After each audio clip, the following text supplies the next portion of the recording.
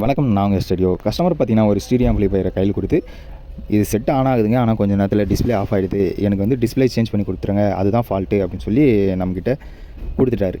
நான் வந்து ஓப்பன் பண்ணி பார்த்ததில் பார்த்தீங்கன்னா, டிஸ்ப்ளேலாம் நல்லா தாங்க இருக்குது. இதில் காமனாக என்ன ப்ராப்ளம் வரும் அப்படின்னு பார்த்தீங்கன்னா, 7805 ரெகுலேட்டர் ஐசி பார்த்தீங்கன்னா, ஒன்றும் ஓவர் ஹீட்டுனால டேமேஜ் ஆக வாய்ப்பு இருக்குது. அப்படி இல்லை அப்படின்னா டீசால்டர் ஆக வாய்ப்பு இருக்குது. இந்த செட்டில் பார்த்தீங்கன்னா டீசால்டர் ஆகிருந்துச்சி. நான் ரீசால்டர் பண்ணி பர்ஃபெக்டாக செட்டை ஆன் பண்ணிட்டேன். இப்போ இதை எதுக்கு சொல்ல வரேன் அப்படின்னா, கஸ்டமர் பார்த்தீங்கன்னா என்கிட்ட சொல்லும் போதுமே டிஸ்ப்ளே சேஞ்ச் பண்ணுறேங்க அப்படின்னு சொல்லிட்டாரு.